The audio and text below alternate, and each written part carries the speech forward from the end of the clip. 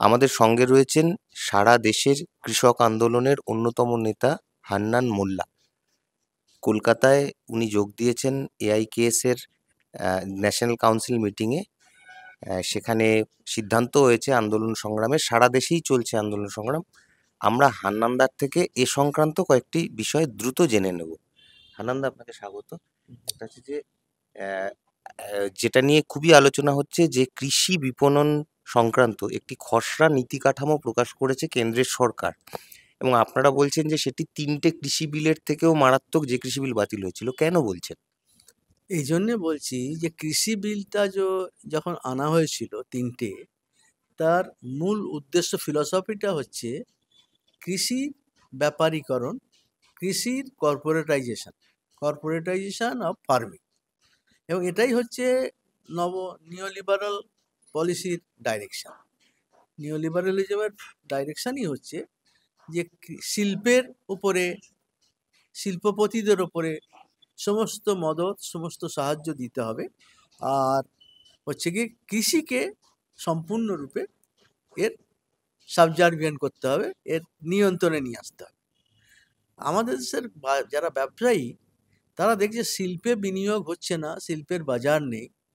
এই অবস্থায় তাদের মুনাফা, যারা সর্বোচ্চ মুনাফা করতে চায় যে শিল্পপতিরা, তারা এটা দেখলো যে যদি এখানে কৃষি হচ্ছে সবচেয়ে বড় বাজার, আজকে ভারতবর্ষের কয়েক লক্ষ কোটি টাকার বাজার হচ্ছে এগ্রিকালচার।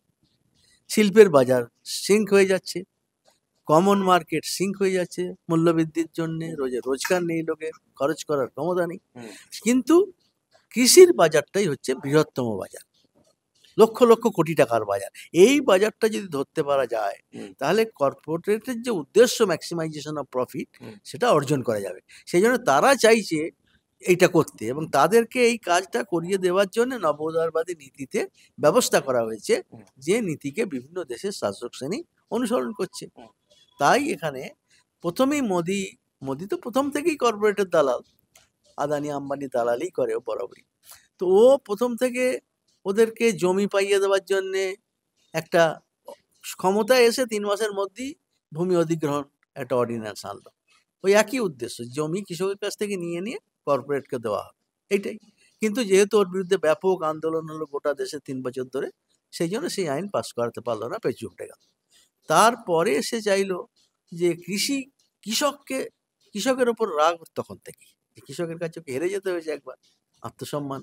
সেই জন্য কৃষককে কিভাবে সাজা দেওয়া যায়, তখন ওর চলো কৃষককে কোনো সুবিধা, যে ওয়াদা করেছিল যে আমি কৃষককে স্বামীনাথন মোতাবেক পয়সা দেবো, 1.5 গুণ দাম দেবো, প্রকিউরমেন্ট করব, লোন ওয়েভার করব, এই সমস্ত থেকে পেছিয়ে হটে গেল। তখন স্বাভাবিকভাবে কৃষক তাকে বললো এই বিশ্বাসঘাতকতার জবাব, কেন তুমি করবে না, কথা দিয়েছিলে নির্বাচনের আগে। তখন এই রকম আন্দোলনের মুখে তাকে আরো আইনগত রূপ দেওয়ার জন্য, মোদি কর্পোরেটাইজেশন অফ ফার্মিংকে আইনগত রূপ দেওয়ার জন্য ও হয়েছে 3টে কালা কানুন আনলো। এই 3টে যে আইন, এই 3টে আইনের মূল লক্ষ্যই ছিল যে কৃষি, এটা পাশ হলে পরে কৃষিতে কৃষক থাকতো না, কৃষক নিজের জমিতে কৃতদাস হয়ে যেত, কৃষি জমির মালিক হয়ে দাঁড়াতো বড় বড় কর্পোরেটরা, এবং কর্পোরেটের কাছে এরা ডেলি লেবার হয়ে যেত। তাদের নির্দেশ মতো উৎপাদন করতে হতো, নির্দেশ মতো দাম নিতে হতো, এবং কৃষি বাজারটা সম্পূর্ণ, অর্থাৎ কৃষি সংক্রান্ত উৎপাদন, কৃষি সংক্রান্ত পরিবহন, কৃষি সংক্রান্ত মার্কেটিং, কৃষি সংক্রান্ত হচ্ছে গিয়ে স্টোরিং, কৃষি সংক্রান্ত ইম্পোর্ট এক্সপোর্ট, কৃষির সঙ্গে যুক্ত এই যতগুলো বিষয় আছে, সবগুলোই আস্তে আস্তে কর্পোরেটের হাতে দিয়ে যাওয়া। এইটাই ছিল এই 3টে আইনের উদ্দেশ্য। সেই জন্যই সেই আইন কৃষক বুঝতে পেরেছিল এটা আমার সর্বনাশ হবে। সেই জন্যই কৃষক এত আন্দোলন করলো, লড়াই করলো, এবং মোদিকে পরাজিত করলো, সেই আইন প্রত্যাহার করলো। এখন আবার নতুন করে এটা নিয়ে আসছে নীতি কাঠামো। হ্যাঁ, ওরা তো শোনো, ওরা তো শয়তান, তো শয়তানি ভুলবে না। সে যা করতে চায় দেখলো এই আইনটা করে করা গেল না। প্রথমে ভূমি অধিকার আইন করতে গেলে সেটা করা গেল না, তারপরে 3টে কালা কানুন পাস করে করার চেষ্টা করা হলো, করা গেল, কৃষক থেকে বাধ্য করলো উইথড্র করতে। তখন কিন্তু করতে তোকে হবে, কর্পোরেটের যে নীতি, কর্পোরেটাইজেশনের যে নীতি কৃষি, সেই কর্পোরেটের হাতে ক্ষমতা তোকে দিতেই হবে।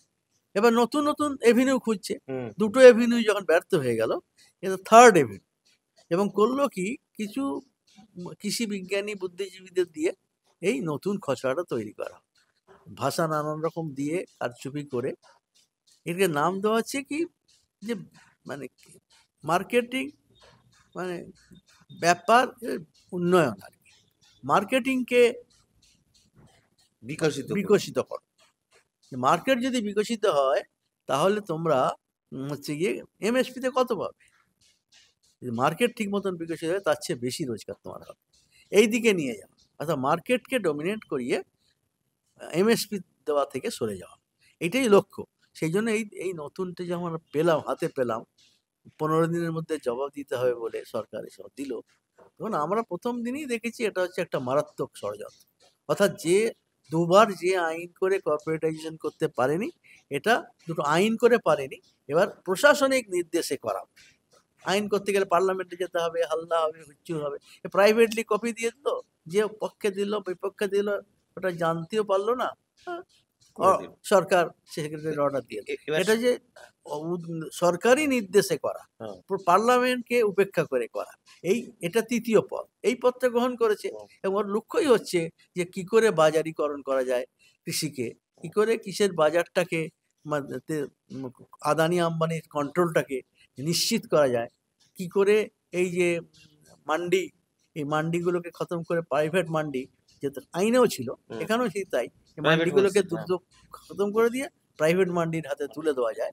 তারপরে সিধে সরকার খরিদ করবে, তাও আগেও ছিল যে সরকার সরকারি মাধ্যমে না গিয়ে মানে কর্পোরেটরা সিধে কৃষকের কাছ থেকে খরিদ করবে। এইসব যা যা বিষয়গুলো ছিল ওর মধ্যে ওই কানুনে, এগুলো সবই এই নির্দেশের মাধ্যমে নিয়ে আসার চেষ্টা করা হচ্ছে। তাহলে তার সারা দেশে আন্দোলনের যে ডাক দিয়েছেন, সেই সঙ্গে এমনিতে কৃষক আন্দোলন চলছে, নয়ডায় জমির আন্দোলন চলছে, ওদিকেও এমএসপির আন্দোলন চলছে। এটা কি পরিকল্পনা আপনাদের, কি গ্রহণ করা হচ্ছে? পরিকল্পনা, শোনো, এটা তো সরকারের মৌলিক নীতির প্রশ্ন, সরকারের শ্রেণী নীতির প্রশ্ন। তোমার চিৎকার করায় বা তোরা হইচই করার বা দাবি করায়, এটা মানুষ হলে দাবি মানতো। এরা যদি গণতান্ত্রিক হতো তার আন্দোলনের সামনে নথি শেয়ার করতে, এরা না মানুষ না গণতান্ত্রিক। এরা যা লক্ষ্য সেইখানে যেতে চায়, একটা চেষ্টা করলে ফেল করলে আরেকটা পথ, সেই পথ ফেল করলে আরেকটা পথ। ওদের লক্ষ্য হচ্ছে কর্পোরেটের হাতে তুলে দেওয়া এবং শিল্পকেও তুলে দেওয়ার ব্যবস্থা করেছে, যেমন কৃষিকে করেছে একই সঙ্গে শিল্পকেও করেছে, আর শ্রমিকদেরও কৃতদাসে পরিণত করে কর্পোরেটের। কি আইন করে দিল? 4টে লেবার কোড। এই 4টে লেবার কোড মানে শ্রমিকদের আর কোনো রাইট থাকবে না। এখন কথা বলতে শুরু 90 ঘন্টা হপ্তায় কাজ করতে হবে, এইসব ধীরে ধীরে বাড়ছে। প্রথমে বলেছিল 8 ঘন্টাটা বাড়াবে, এখন 90 ঘন্টা হয়ে যাচ্ছে হপ্তায়। তারপরে না অ্যাপয়েন্টমেন্ট, না প্রভিডেন্ট ফান্ড, না তোর চাকরির গ্যারান্টি, না পেনশন, সমস্ত সুবিধা যেগুলো শ্রমিকরা পেয়েছিল এই লেবার কোডের মাধ্যমে সেগুলো কেটে দেওয়া। অর্থাৎ 3টে কালাকানুন দিয়ে যা করতে চেয়েছিল শ্রমিক কৃষকের সঙ্গে, এই 4টে লেবার কোড দিয়ে শ্রমিকের সঙ্গে একই কথা, কর্পোরেটাইজেশন। তো এইখানেই কর্পোরেটকে সেবা করার জন্যই এই নতুন পথ গ্রহণ করেছে। আমরা জানতে পারি, ওকে ব্যয় বিশ্লেষণ করে দেখিয়েছি এই দিয়ে কি করতে চায়, কোথায় নিয়ে যেতে হয়। এটা সেই জন্যে এটার বিরুদ্ধে আমরা নেমেছি। কিন্তু ওই 3টে ছিল মান্ডি তুলে দেওয়া, মান্ডিতে লোক বেনিফিট পাচ্ছিল। মান্ডি তুলে দেওয়ার খবর শুনে লোকের মধ্যে যে আতঙ্ক হলো, এইটা সেই রকম কিছু আতঙ্ক নেই এর মধ্যে। হ্যাঁ, ওর মধ্যে ইমিডিয়েট যে আতঙ্ক কৃষকের হয়েছিল পাঞ্জাব হরিয়ানার, যে কাল থেকেই আমার বন্ধ হয়ে যাবে, আমার রুটি রুজি খতম হয়ে যাবে, তার যে ক্রোধের সঙ্গে রাস্তায় নেমেছিল, এই আইনটা তো একটা স্টেটমেন্ট, এটা নিয়ে এত হইচইও হয়নি। আমরা প্রথম দিনই এর নেগেটিভ ব্যাখ্যা করে জনগণের সামনে রেখেছি, আমরা লিফলেট দিয়েছি, আমরা তার কপি জ্বালাবার কথা বলেছি। কিন্তু ওই 3টে কালাকানুনের যে ইম্প্যাক্ট লোকের মধ্যে ছিল, এর ইম্প্যাক্ট এখনো তৈরি হয়নি। এই ইম্প্যাক্ট তৈরি করতে হবে। এটা তো একটা থিওরি আছে এর মধ্যে, থিওরিগুলো কোথায় গলত আমার লেখা করেছি, এই লেখাগুলো দিয়ে লেখা হয়েছে, লিফলেট হ্যান্ডবিল দিয়ে। তারপরে আমরা আগামী দিনে এই প্রচারটাকে ব্যাপকভাবে করা। যেদিনে কল দেওয়া হয়েছিল 2 দিন, তখন লোক জানতেই পারেনি ব্যাপারটা, কিন্তু এটাকে সংগঠিত করার পর ধীরে ধীরে এটাকে আরো বড় আন্দোলন ফেব্রুয়ারিতে গিয়ে গোটা দেশে এ নিয়ে রাজ্য কনভেনশন, জেলা কনভেনশন, কৃষককে বোঝাতে হবে। আগেরটা যেমন বোঝানো সহজ ছিল, এটা একটু কঠিন আছে। সেই জন্য এইটা বুঝিয়ে কৃষককে সংগঠিত করা, এটাই হচ্ছে আমাদের লক্ষ্য। সেই আন্দোলন আমরা করব, এটা কৃষক সভা ঠিক করেছে। এরা যে 20শে এপ্রিল শ্রমজীবী কৃষিজীবীরা ব্রিগেডের ডাক দিয়েছেন, তো সেই সমাবেশ রাজ্যের ক্ষেত্রেও বটে এবং দেশের ক্ষেত্রে কতটা গুরুত্বপূর্ণ বলে আপনি মনে করছেন? গুরুত্বপূর্ণ এই জন্যে যে যেহেতু আমরা ইতিমধ্যেই কৃষক সভা, ক্ষেতমজুর ইউনিয়ন এবং সিআইটিউ 3টে শ্রেণী সংগঠন আমরা বেশ কয়েক বছর ধরে ঐক্যবদ্ধভাবে পরিকল্পনা নিচ্ছি, কারণ শ্রমিক কৃষক ঐক্যের মধ্যেই গণতান্ত্রিক আন্দোলনের বুনিয়াদ তৈরি হবে এই বিশ্বাস থেকে, এবং আমার অগ্রগতিও হচ্ছে, সাফল্য পাচ্ছি আমরা। একে আগে নিয়ে যাওয়ার জন্য যে কোনো ইস্যুতে আমরা এই নীতিকে প্রয়োগ, এটা ফর্মুলা আমাদের, শ্রমিক কৃষককে এক করতে হবে। যেখানে শ্রমিক আক্রান্ত হয়েছে কৃষক তার পাশে দাঁড়াবে, কৃষক আক্রান্ত শ্রমিক তার পাশে দাঁড়াবে। সেই জন্যই শ্রমিক কৃষক ঐক্যের ভিত্তিতেই আমরা আগামী দিনের আন্দোলনগুলোর আমরা পরিকল্পনা করছি। সেই জন্য এবারে যখন আমরা ঠিক করছি এই ব্যাপারে আক্রান্ত শ্রমিক কৃষক মিলিত হবে, তার সঙ্গে সঙ্গে আরও অনেক সমস্যাগুলো রয়েছে, এটা হচ্ছে মূল সমস্যা এখন আজকে। তার সঙ্গে সঙ্গে আর কৃষকদের যে সমস্যাগুলো পেন্ডিং আছে, তারপরে রাজ্যভিত্তিক সমস্যা আছে, রাজ্যে কৃষকের সমস্যা আছে, ক্ষেত মজুরের সমস্যা আছে, শ্রমিকদের সমস্যা আছে। রাজ্য স্থানীয় আন্দোলন যদি না হয় তাহলে আন্দোলনের ভেতর সেই যে প্রাণ আসে না। স্থানীয় আন্দোলন ইমিডিয়েট যে আঘাত, তার বিরুদ্ধে প্রতিরোধ, সরকারি আঘাত ইমিডিয়েট, তার বিরুদ্ধে প্রতিরোধ। সেই জন্য স্থানীয় যে সমস্ত সমস্যাগুলো আছে তার চারপাশে এই যে বিপণনের নির্দেশ, এইগুলোকে জুড়ে আমরা ক্যাম্পেন করব।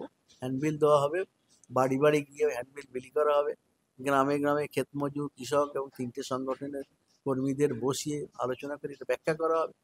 তারপরে স্ট্রিট কর্নার এটা সেটা করে সাধারণ কৃষককে এটা বোঝানো হবে, এবং এর মধ্যে দিয়ে একটা হাওয়া তৈরি করে একটা বড় র্যালি আমরা করতে চাচ্ছি। 20শে এপ্রিল প্যারেড গ্রাউন্ডে একটা বিশাল র্যালি হবে, 10-15 লক্ষ লোকের, শ্রমিক কৃষক ক্ষেত মজুরের, এবং সেখান থেকে আমরা এই প্রতিবাদ থেকে সংগঠিত হলে একটা সংগঠিত রূপ দেবো। আমরা দেখেছি তো যখন ওখানে হয়েছে, যখন বড় করে একটা করা যায় তখন তার প্রচারটা অনেক বেশি, আর ওটা গোটা দেশে ছড়িয়ে পড়ে। আর ছোট ছোটগুলো হয়তো জেলায় হলে পরের জেলায় গেল, সারা দেশে যায় না। সেই জন্যে একটা রাজ্যের একটা কেন্দ্রীয় সমাবেশের মধ্য দিয়ে ইস্যুটাকে সামনে তুলে ধরতে পারলে এটা গোটা ভারতবর্ষে এর প্রচারটা যাবে। যে আন্দোলন আমরা এসকেএম থেকে সারা দেশেই করছি, এসকেএমও, কৃষক সভা, এসকেএম আমরা যুক্তভাবেই এই কাজ করছি, সংযুক্ত কিষাণ মোর্চাও এই ব্যাখ্যা আমরা যা করেছি, এই ব্যাখ্যাই এসকেএম এর নামে সব সংগঠন তার নিজের সংগঠনের মধ্যে বিলি করছে, বোঝাচ্ছে। তো পুরো দেশে আগামী দিনে শুধু কৃষক সভা, তার সঙ্গে সঙ্গে সংযুক্ত কৃষক মোর্চা মিলিতভাবেই এই কৃষক বিরোধী ষড়যন্ত্রের বিরুদ্ধে বড় লড়াই করা হবে। প্যারেড গ্রাউন্ডের র্যালি সেই লড়াইয়ে খানিকটা সাহায্য করবে। ধন্যবাদ হান্নানদা। এই ভিডিওটিকে লাইক করুন, আপনার গুরুত্বপূর্ণ মতামত কমেন্টের মাধ্যমে আমাদের জানান, এবং আমাদের চ্যানেলের ভিডিও সবার আগে দেখার জন্য ইউটিউবে গণশক্তিকে সাবস্ক্রাইব করুন, ফেসবুকে ফলো করুন এবং শেয়ার করুন আপনার পরিচিতদের মধ্যে। আমাদের চ্যানেলে আপলোড হওয়া ভিডিও নোটিফিকেশন পেতে বেল আইকনটি ক্লিক করতে ভুলবেন না।